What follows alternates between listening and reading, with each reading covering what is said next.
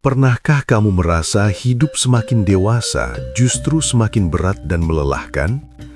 Masalah datang silih berganti. Usaha sering gagal di saat hampir berhasil. Niat baik justru berujung kekecewaan, dan rezeki terasa seperti tertahan entah oleh apa. Dalam Primbon Jawa, kondisi ini bukanlah pertanda nasib buruk. Justru sebaliknya, ini adalah tanda langka yang hanya dialami oleh orang-orang terpilih. Namun tidak semua yang diuji akan sampai pada keberhasilan besar, karena ada satu rahasia. Sebelum kita melanjutkan pembahasan ini, mari kita saling menguatkan sebagai sesama perantau kehidupan. Silahkan tuliskan kota asal kalian di kolom komentar, agar kita bisa saling mendoakan tanpa saling mengenal. Semoga siapapun yang sedang memiliki hutang, dimudahkan jalannya hingga segera lunas. Yang sedang sakit, diberi kesembuhan. Yang sedang mencari pekerjaan, segera dipertemukan dengan pekerjaan yang diimpikan. Dan semoga hidup kita semua selalu berada dalam lindungan Allah, dipenuhi keberkahan, ketenangan hati, serta kebahagiaan lahir. Bab 1. Ujian yang datang bertubi-tubi. Dalam Primbon Jawa, ada satu fase hidup yang disebut mangsa peteng, masa gelap yang biasanya datang saat seseorang memasuki kedewasaan sejati. Bukan ketika usia bertambah, melainkan saat tanggung jawab hidup mulai menekan dari segala arah. Pada fase ini, seseorang seolah berjalan di lorong sempit tanpa cahaya. Apapun yang dilakukan terasa salah, apapun yang dipilih selalu mengandung risiko. Anehnya, orang-orang yang masuk fase ini justru adalah mereka yang sejak muda dikenal berusaha keras dan jarang menyakiti orang lain. Ujian itu tidak datang sekali lalu selesai. Ia datang bertubi-tubi, seakan hidup sengaja tidak memberi jeda untuk bernapas. Baru saja satu masalah mereda, masalah lain muncul dengan wajar berbeda, namun luka. Konflik terbesar biasanya muncul dari hal yang paling dekat: keluarga, pekerjaan, dan kepercayaan diri sendiri. Orang dewasa dalam fase ini sering merasa telah melakukan segalanya dengan benar, namun hasilnya selalu meleset. Ia bekerja lebih keras dari sebelumnya, tapi rezeki terasa seret. Ia bersikap jujur, namun justru dimanfaatkan. Ia bersabar, namun kesabaran itu diuji dengan cara yang tidak masuk akal. Dalam Primbon Jawa, kondisi ini disebut kesabaran yang ditakar, di mana alam seakan menguji seberapa kuat seseorang memegang nilai hidupnya ketika tidak ada yang membela. Yang membuat fase ini semakin berat adalah ketidakpastian. Tidak ada tanda jelas kapan ujian akan berakhir. Tidak ada petunjuk apakah semua ini akan membuahkan hasil atau justru berakhir sia-sia. Disinilah konflik batin mulai menggerogoti. Keraguan muncul pelan-pelan. Primbon Jawa mencatat, orang yang sedang berada di fase ini sering mengalami kejadian-kejadian kecil namun mengganggu batin. Rencana mendadak gagal tanpa sebab jelas. Pertemuan penting tertunda. Kesempatan datang lalu menghilang di saat terakhir. Semua seolah dirancang untuk menguji satu hal: keteguhan hati. Jika seseorang mudah marah, ia akan kehilangan arah. Jika ia menyalahkan nasib, maka ujian akan diperpanjang. Namun jika ia tetap berjalan meski tanpa kepastian, maka ia sedang melewati gerbang awal perubahan besar. Menariknya, Primbon juga menyebut bahwa tidak semua orang boleh melewati fase ini. Hanya mereka yang memiliki potensi besar di masa depan yang diizinkan merasakan ujian bertubi-tubi. Alasannya sederhana namun mengejutkan. Pada titik tertentu, Orang dalam fase ini akan merasa seperti sendirian di dunia. Ia melihat orang lain melangkah lebih ringan, tertawa lebih bebas, dan seolah hidup tanpa beban. Rasa iri hampir muncul, namun segera ditekan karena hati kecilnya menolak untuk berubah menjadi pahit. Dalam primbon, penolakan untuk iri inilah tanda awal bahwa seseorang mulai lulus dari ujian pertama, meski ia sendiri belum menyadarinya. Namun konflik belum selesai. Justru disinilah jebakan terbesar muncul. Saat seseorang mulai terbiasa dengan penderitaan, ia bisa kehilangan harapan tanpa merasa putus asa. Ia menjalani hidup secara mekanis, tanpa keyakinan bahwa esok akan lebih baik. Primbon menyebut kondisi ini sebagai mati rasa batin, keadaan yang paling rawan karena membuat Dan inilah rahasia yang jarang diungkap. Menurut primbon Jawa, ujian bertubi-tubi bukanlah tanda bahwa hidup menolak seseorang, melainkan tanda bahwa hidup sedang menyiapkan panggung yang terlalu besar untuk diberikan kepada jiwa yang belum siap. Pada tahap ini, alam tidak sedang menghancurkan, tetapi sedang menunda. Tidak sedang menutup jalan, tetapi sedang memastikan orang yang melangkah tidak akan tersesat ketika jalan itu nanti terbuka lebar. Bab pertama ini bukan akhir dari penderitaan, melainkan awal dari pengungkapan.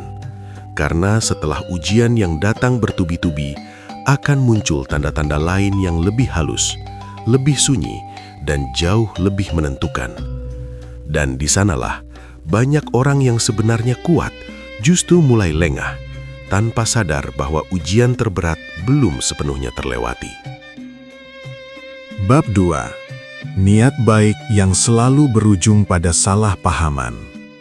Dalam primbon Jawa, ada satu pertanda yang sering muncul setelah fase ujian bertubi-tubi, yaitu ketika niat baik seseorang justru berubah menjadi sumber konflik. Orang dewasa yang sedang berada di jalur takdir besar hampir selalu mengalami hal ini. Ia membantu, namun dianggap ikut campur. Ia jujur, namun dicurigai. Ia diam, namun disalahkan. Seolah apapun sikap yang diambil, selalu ada pihak yang merasa dirugikan. Dalam primbon, ini disebut sebagai niat putih yang diuji api, sebuah proses penyaringan batin yang sangat halus namun menyakitkan. Konflik pada fase ini tidak lagi datang dari keadaan. Pada titik ini, batin diuji lebih keras. Jika pada bab sebelumnya ujian bersifat fisik dan keadaan, maka di fase ini ujian bersifat emosional dan sosial. Orang tersebut harus berhadapan dengan rasa kecewa yang tidak terlihat, luka yang tidak berdarah, dan pengkhianatan yang sering datang dari arah yang tidak disangka. Dalam primbon Jawa, luka semacam ini disebut loro alus, sakit halus yang tidak terlihat namun menggerogoti keteguhan hati. Yang membuat konflik ini semakin pelik adalah kenyataan bahwa orang tersebut tidak bisa membela diri dengan bebas. Setiap pembelaan justru memperkeruh keadaan. Setiap penjelasan terdengar seperti alasan. Akhirnya ia memilih diam. Namun diam pun bukan jalan keluar, karena diam sering ditafsirkan sebagai pengakuan. Inilah lingkaran ujian yang membuat banyak orang akhirnya menyerah dan memilih berubah menjadi dingin atau... Primbon Jawa mencatat, mereka yang gagal di fase ini biasanya mulai mengubah niat baiknya, bukan karena menjadi jahat, tetapi karena lelah menjadi baik. Mereka mulai berhitung, menimbang untung rugi, dan menarik diri dari kepedulian. Padahal menurut primbon, justru disinilah titik paling menentukan. Jika niat lurus masih bisa dijaga meski tidak dihargai, maka batin seseorang telah melewati ambang kedewasaan yang tidak dimiliki kebanyakan orang. Ada satu pertanda mistis yang sering menyertai fase ini. Orang tersebut sering merasa gelisah tanpa sebab jelas, sulit tidur meski tubuh lelah, dan pikirannya terus berputar memikirkan hal-hal kecil yang seharusnya bisa diabaikan. Dalam primbon, ini bukan gangguan biasa, melainkan tanda bahwa batin sedang dibuka. Namun pembukaan ini selalu terasa tidak nyaman, karena kebiasaan lama mulai runtuh dan nilai hidup lama mulai dipertanyakan. Konflik memuncak ketika orang tersebut mulai menyadari bahwa tidak semua orang perlu diyakinkan.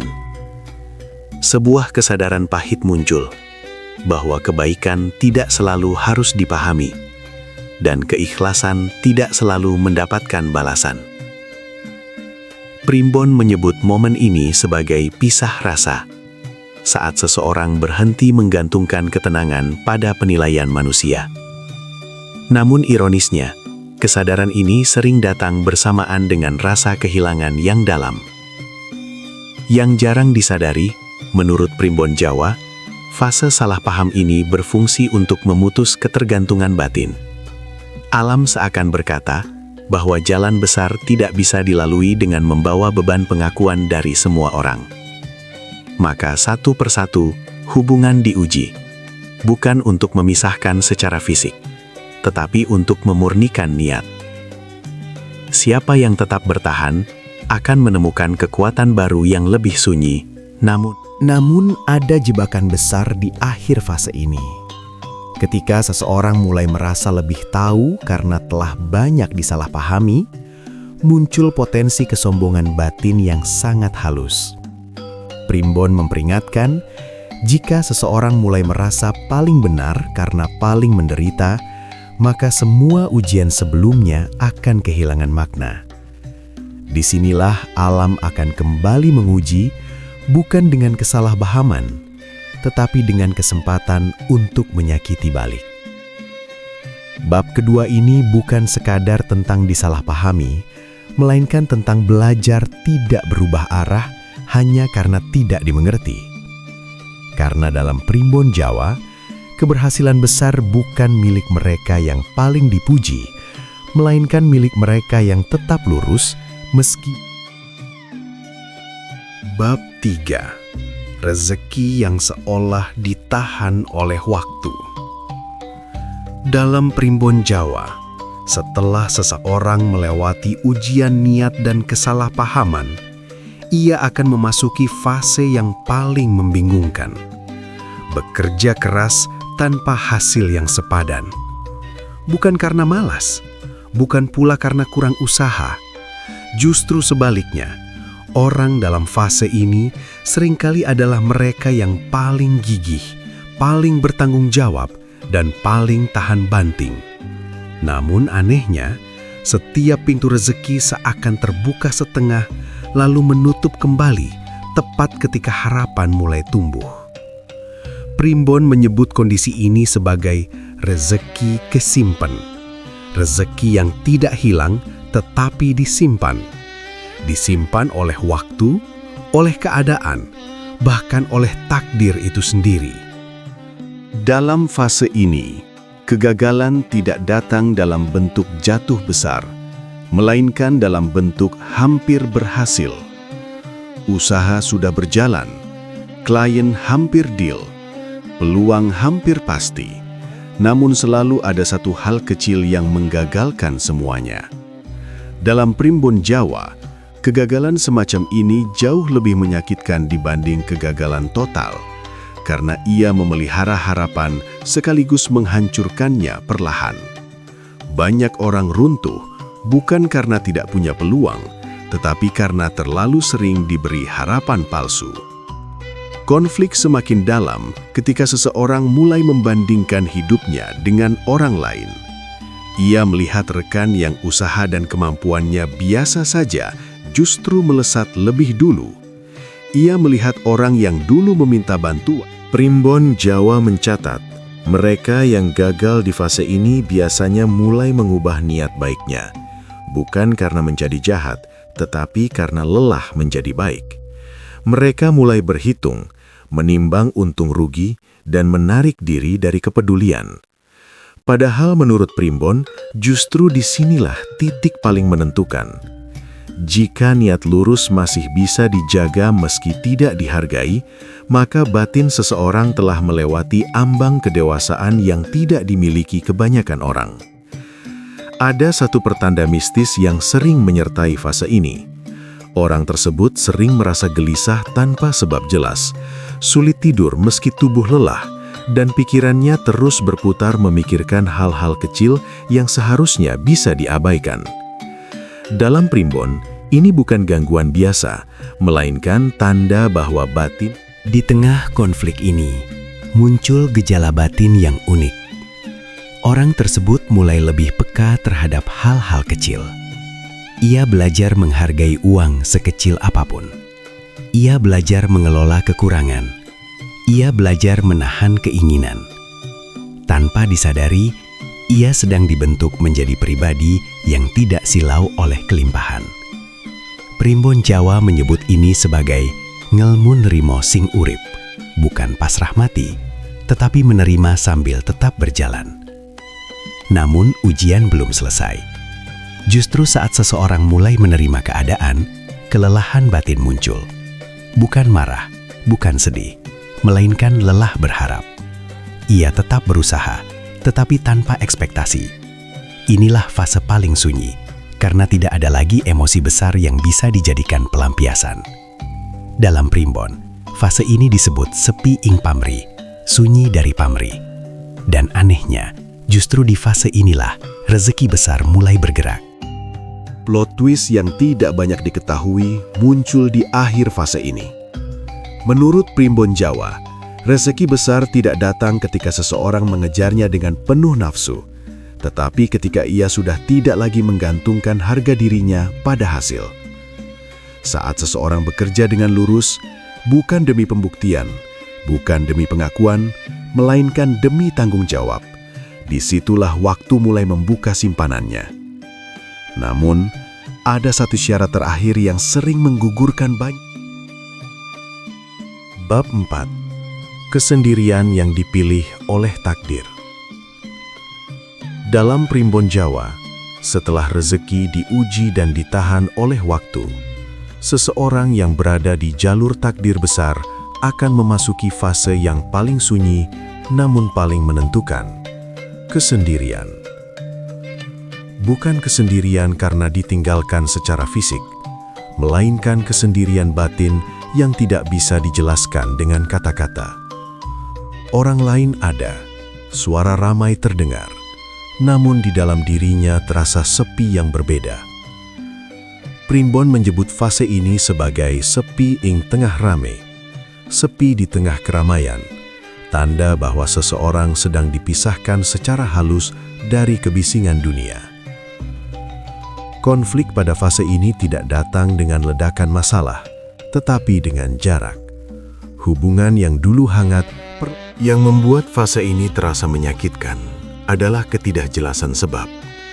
Tidak ada pertengkaran besar, tidak ada pengkhianatan nyata, namun kedekatan menguap begitu saja. Seseorang mulai mempertanyakan dirinya sendiri. Apakah ia terlalu dingin, terlalu tertutup, atau terlalu berubah? Primbon Jawa menjelaskan bahwa ini bukan kesalahan, melainkan proses penyaringan.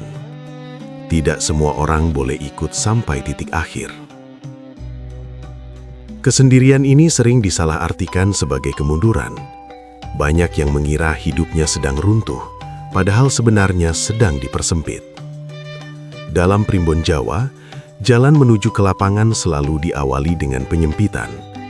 Semakin besar potensi seseorang, semakin sempit jalan yang harus dilewati.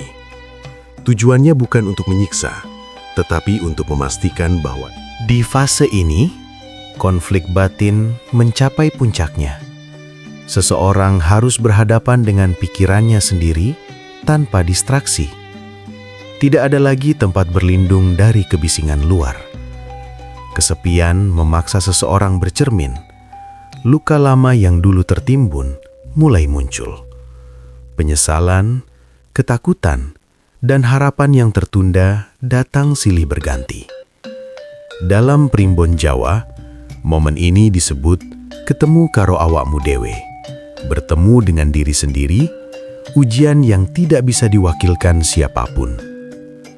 Namun, justru disinilah kekuatan batin mulai tumbuh. Seseorang mulai mengenal batas dirinya, mengenal apa yang benar-benar ia butuhkan, dan apa yang selama ini hanya menjadi beban sosial. Ia belajar menikmati diam tanpa merasa hampa. Ia belajar berdiri tanpa harus. Yang menarik, kesendirian ini sering disertai dengan tanda-tanda halus yang sulit dijelaskan secara logika. Intuisi menjadi lebih tajam, perasaan terhadap situasi tertentu sering terbukti benar. Seseorang mulai peka terhadap energi lingkungan. Dalam primbon, ini adalah tanda bahwa batin sedang diselaraskan dengan jalur hidupnya. Namun, kepekaan ini juga membawa konflik baru, karena tidak semua kebenaran perlu diucapkan, dan tidak semua yang dirasakan perlu dituruti. Plot twist dalam fase ini muncul ketika seseorang menyadari bahwa kesendirian tersebut bukanlah hukuman, melainkan perlindungan. Primbon Jawa menyebut bahwa sebelum keberhasilan besar datang, seseorang harus dijauhkan dari orang-orang yang kelak bisa menjadi beban atau bahkan sumber kejatuhan. Alam memisahkan lebih dulu. Namun ada bahaya tersembunyi di akhir fase ini. Ketika seseorang terlalu nyaman dengan kesendirian, ia bisa menutup hatinya sepenuhnya. Primbon memperingatkan, kesendirian yang tidak diimbangi kerendahan hati dapat berubah menjadi keterasingan. Disinilah takdir kembali menguji. Apakah seseorang mampu tetap terbuka tanpa kembali larut dalam keramaian yang salah? Bab keempat ini bukan tentang kehilangan orang lain, melainkan tentang menemukan diri sendiri tanpa topeng. Karena dalam primbon Jawa, hanya mereka yang sanggup berdiri sendirian yang layak memikul tanggung jawab besar. Dan setelah fase ini terlewati, ujian terakhir tidak lagi datang dari luar atau dari orang lain, melainkan dari keberhasilan itu sendiri, yang seringkali lebih berbahaya daripada kegagalan. Bab 5. Ketika keberhasilan justru menjadi ujian terakhir. Dalam primbon Jawa, ada satu bab yang jarang dibicarakan, bukan karena tidak penting, melainkan karena terlalu berbahaya untuk disalahpahami. Bab ini tidak datang di saat seseorang terpuruk, melainkan justru ketika tanda-tanda keberhasilan mulai terlihat.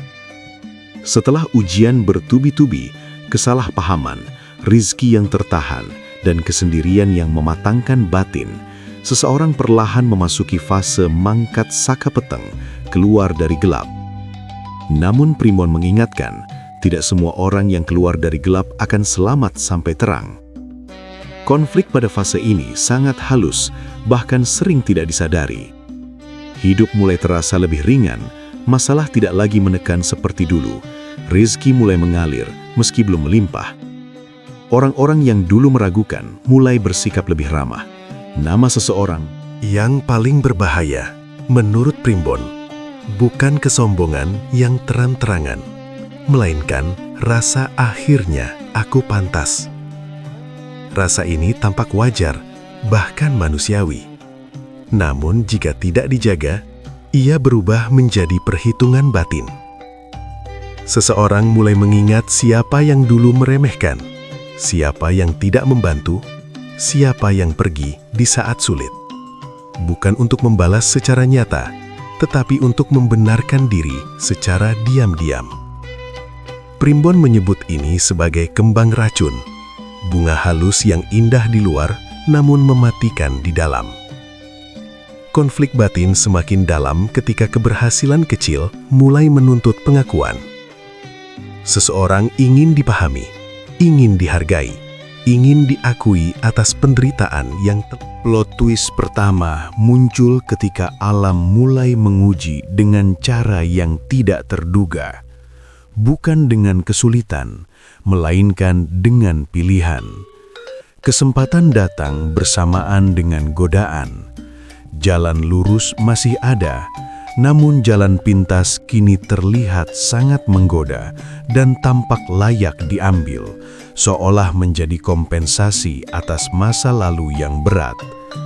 Dalam primbon Jawa, ini disebut wewenang singgodo, kekuasaan kecil yang menguji kebijaksanaan besar. Sebagian orang mulai berubah tanpa sadar, bukan menjadi jahat, tetapi menjadi lebih dingin, lebih selektif, lebih menjaga jarak, lebih berhitung. Sekali lagi, ini terlihat wajar, namun primbon Jawa mencatat dengan tegas. Ketika seseorang mulai mengeraskan hati untuk melindungi dirinya, disitulah ia mulai kehilangan perlindungan tak kasat mata yang selama ini menjaganya. Perlindungan itu tidak hilang karena kesalahan besar, tetapi plot twist kedua datang lebih sunyi. Keberhasilan yang sudah di depan mata tiba-tiba melambat. Tidak runtuh, tidak hilang, hanya terasa tidak berkembang. Banyak yang mengira ini ujian baru. Padahal menurut primbon, ini adalah peringatan terakhir. Alam seakan bertanya, apakah kamu masih orang yang sama ketika belum punya apa-apa? Pertanyaan ini jarang dijawab dengan kata-kata, tetapi dengan sikap sehari-hari. Dan inilah plot twist terbesar yang jarang diungkap. Dalam primbon Jawa, tujuan akhir ujian hidup bukanlah keberhasilan besar itu sendiri. Keberhasilan hanyalah alat untuk menguji apakah Primbon menyebut fase ini sebagai balik menyang asal, kembali ke niat awal. Orang yang lulus ujian terakhir bukanlah mereka yang paling kaya, paling berpengaruh, atau paling dikenal, melainkan mereka yang tetap rendah hati saat memiliki pilihan untuk meninggi, tetap lembut saat punya alasan untuk keras, dan tetap ingat kepada Yang Maha Mengatur ketika hidup akhirnya terasa mudah. Bab kelima ini menutup perjalanan. Dari seluruh pembahasan ini, primbon Jawa sejatinya hanya mengajak kita untuk memahami tanda, bukan menggantikan iman. Sebab sekuat apapun makna takdir, sebesar apapun ujian dan keberhasilan yang menanti, semuanya tetap berada dalam kehendak Allah Subhanahu wa Ta'ala. Dialah sebaik-baik perencana hidup yang mengetahui kapan seseorang harus diuji, kapan harus ditahan, dan kapan harus diangkat derajatnya. Maka jangan jadikan ujian sebagai alasan putus asa, dan jangan pula jadikan keberhasilan sebagai sumber kesombongan. Ingatlah, hidup yang berkah bukanlah hidup tanpa masalah, melainkan hidup yang selalu kembali pada petunjuknya. Ketika jalan terasa gelap, jangan berhenti melangkah. Ketika jalan terasa lapang,